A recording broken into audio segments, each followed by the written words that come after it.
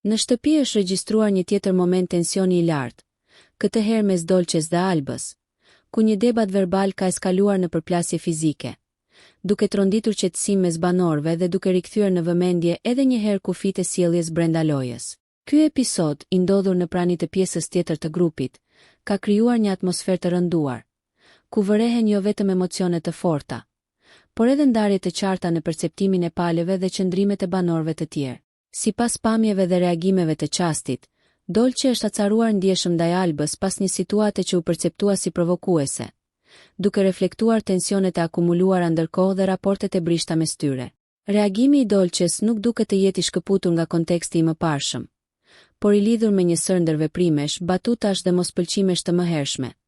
të cilat kanë krijuar terrenin për një shpërthim të tillë emocional. Kjo situatë tregon se dinamika mes tyre nuk është thjesht konflikt momental, por pjesë e një marrëdhënie të tendosur,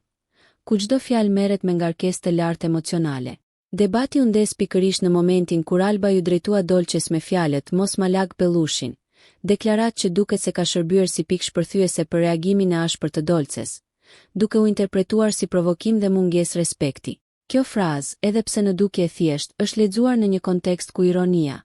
nën teksti dhe raportet e tensionuara mes vajzave kanë luajtur rol kyç në mënyrën se si është perceptuar. Për Dolcen, kjo ndërhyrje verbale duket se ka tejkaluar kufirin e pranueshëm,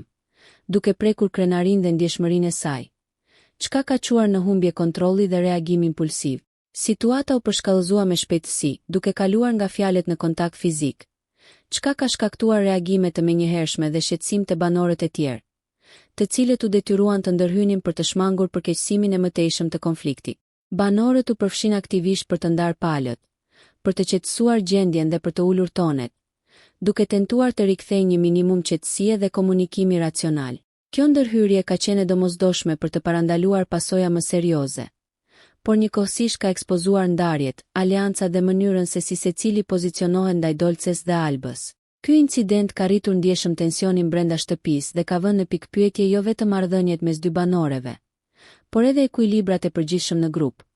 teksa të gjithë po vëzhgojnë me kujdes se si do të evoluojë raporti i tyre pas kësaj përplasjeje. Sjellja e Dolces dhe Albës, si edhe mënyra se si ato do të menaxhojnë pasojat përmes kërkim faljes, distancimit apo përplasjes së radhës, pritet të ndikojë drejt për drejt në imazhin e tyre brenda lojës dhe në mënyrën si publiku dhe banorët e tjerë i perceptojnë. Në vijim, pritet të shihet nëse ky episod do të shërbejë si moment reflektimi dhe rivendosje e kufish,